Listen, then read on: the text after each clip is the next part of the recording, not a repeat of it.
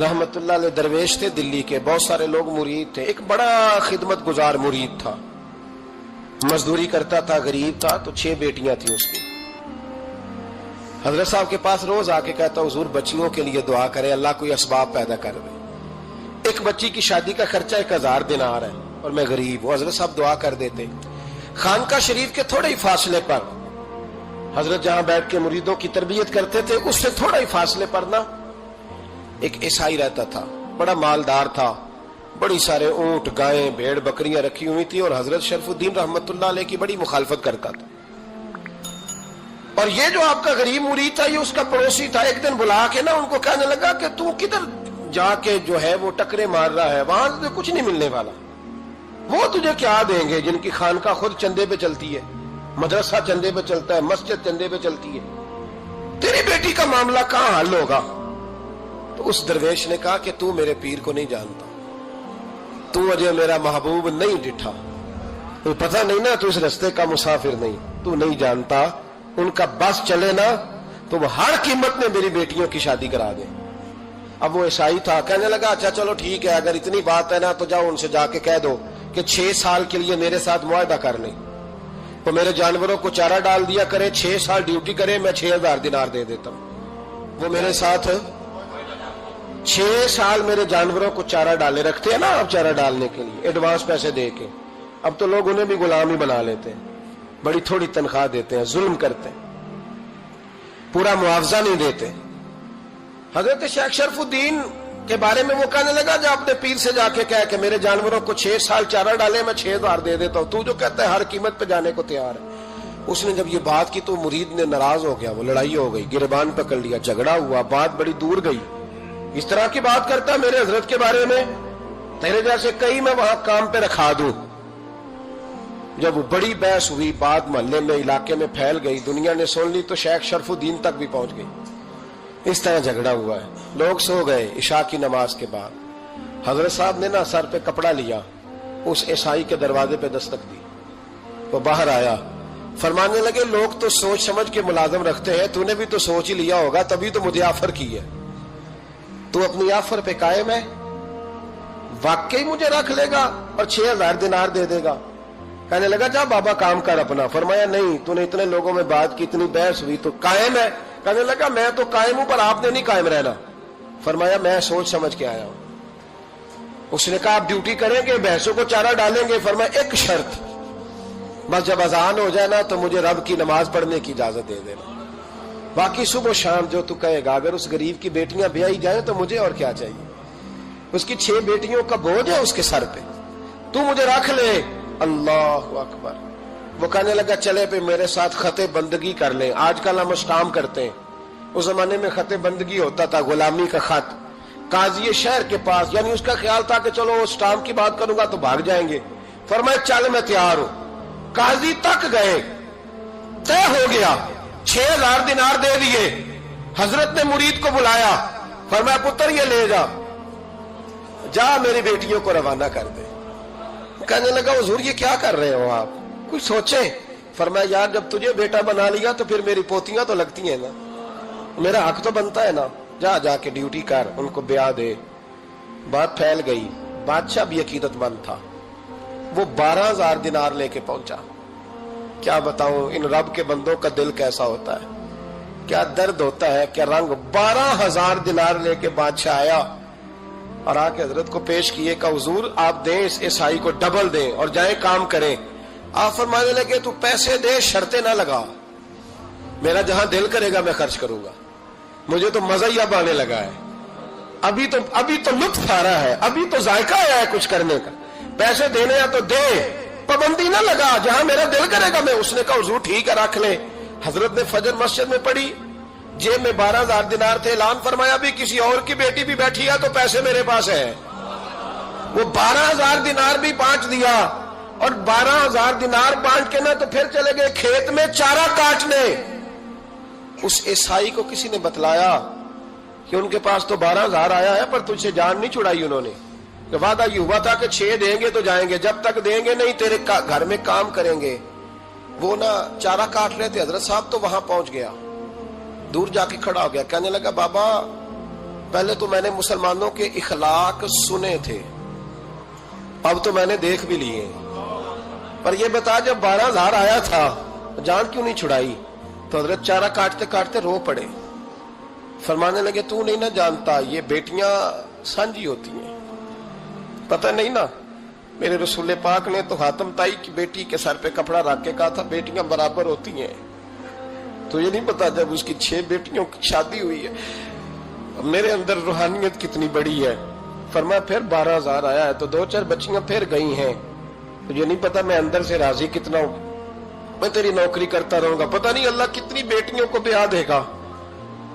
اتنا رویا وہ عیسائی کے پیروں میں بیٹھ گیا، کہنے لگا بابا میں نے تیری مخالفت کی ہے پر تیرے قریب آ کے پتہ چلا ہے کہ تو بہت اونچے اخلاق کا مالک ہے، اور اگر تیرا یہ مقام ہے تو تجھے اخلاق سکھانے والے محمد عربی کی شان کتنی ہوگی۔ ظالم کی بولیے جاتے نہیں لوگ جھوٹے گواہ بن کے، وکیل صاحب کو نہیں پتا ہوتا کہ یہ بندہ مجرم ہے جو میرے پاس آیا، کیا مجرموں کے وکیل نہیں ہوتے؟ بولے تو اس کو پتا نہیں ہوتا وکیل صاحب کو کہ یہ صاحب مجرم ہے، میرے پاس مقدمہ لے کے آئے، اور اگر بے ادبی نہ ہو جائے تو میرا خیال ہے قاضی عدالت کو بھی پتا ہوتا ہے کہ مجرم کون ہے اور مظلوم۔ میرے نبی پاک صلی اللہ علیہ وسلم نے اس قدر زیادہ سختی فرمائی اس مسئلے میں، فرمایا جس کو پتا تھا کہ فلاں آدمی ظالم ہے، ظلم کر رہا، پھر وہ ظالم کا گواہ بنا یا اس نے ظالم کی مدد کی، کتنی کی؟ شارحین لکھتے ہیں چاہے اس نے ایک جملہ بول کے کی، چاہے ایک، سارے بولیے، چاہے ایک غریب کو اس نے ظلم کیا تو کہتے ہیں علاج یہ سی، چاہے ایک جملہ بول کے کی، شارحین اس حدیث کی شرح میں لکھتے ہیں ایک جملہ بول کے چاہے مدد کی، جس بندے نے کسی ظالم کی مدد کی کسی مقدمے میں یا کسی صورت میں اور اسے پتا تھا یہ ظالم ہے، میرے نبی پاک صلی اللہ تعالی علیہ وسلم فرماتے ہیں اگر اس نے مدد کی، ابھی ظالم کی بات نہیں ہو رہی، ظالم کے مددگار کی بات ہو رہی، اگر کسی نے ظالم کی مدد کی تو حضور فرماتے ہیں خدا بھی اس سے بری ذمہ ہے، رسول بھی اس سے بری ذمہ ہے۔ سنبھال کے رکھے اپنی نمازیں، قربانیاں، حج، زکوٰۃ سنبھال کے رکھے۔ اگر ظالموں کا مددگار ہے، الیکشن آ لینے دے، آپ کو نظر آ جائے گا کون کون ظالموں کا مددگار ہے، نظر آ جائے گا۔ اپنی جیب سے لوگ پیسے دے کے ظالموں کی مدد کریں گے، ان کے فلیکس چھپوائیں گے، بورڈ لگوائیں گے، جیبوں سے پیسے دے کے۔ ہم نے خود آگ لگائی ہے چمن میں اپنے، بے سبب گردشی ایام کو الزام نہ دو، ہم نے خود نور کا ظلمت سے کیا ہے سودا، کر کے توہین سحر شام کو الزام نہ دو۔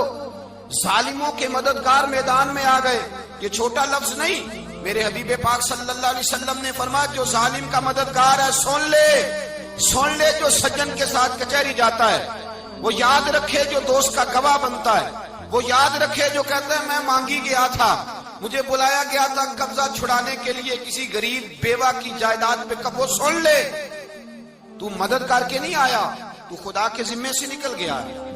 رسول پاک نے فرمایا تیرا میرا تعلق ختم ہو گیا، تو ظالم کا مددگار ہو گیا۔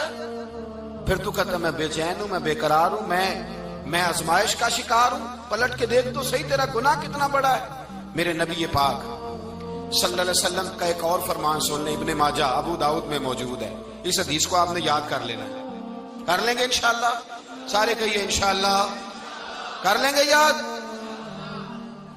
حضور صلی اللہ علیہ وسلم نے فرمایا اگر تو ظالم کی مدد کرے گا نا، یہ لفظ دل کی تختی پہ لکھ لینا، یہ مکافات عمل ہے، مکافات عمل دنیا، ادھر کرو گے تو ادھر بھرو گے۔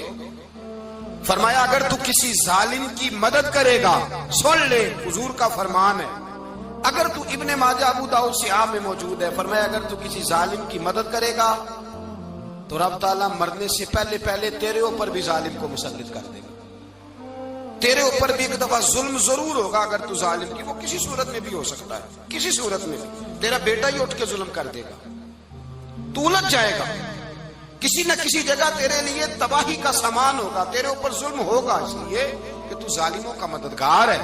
چاہیے یہ تھا کہ تو مظلوم کی مدد کرتا، انسانی ایمانی یقین کا فریضہ سر انجام دیتا، تو ظالموں کا مددگار ہو گیا۔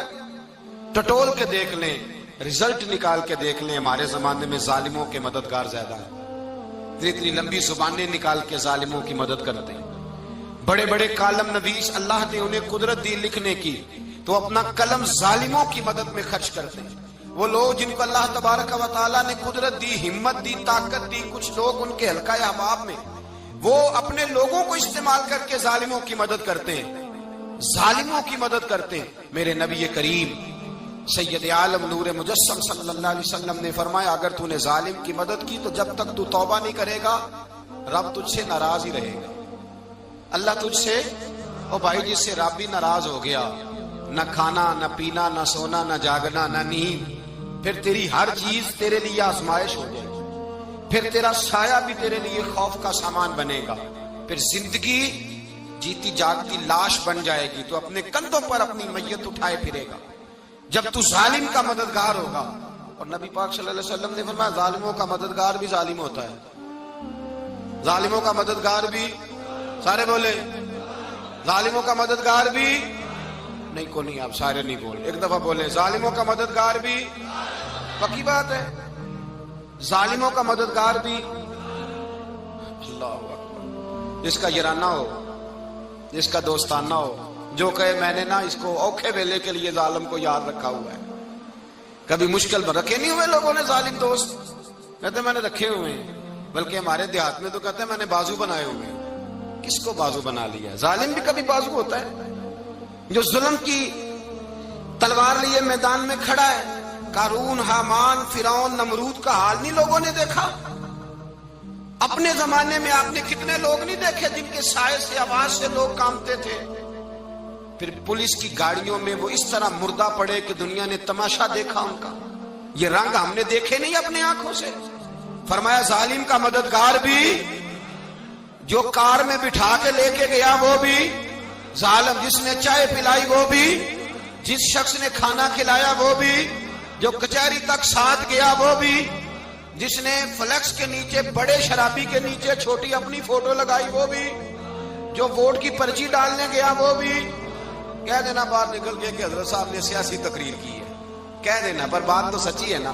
خو کرے ہم تو سے تھوڑا سا گلا بھی سن لے، خو کرے ہم تو سے تھوڑا سا بھی گلا۔ امام مالک کے پاس ایک بندہ آیا، اس نے کہا حضور میں درزی ہوں، ایک ظالم بادشاہ مجھ سے کپڑے سلواتا ہے، میں تو ظالموں کا مددگار نہیں نا۔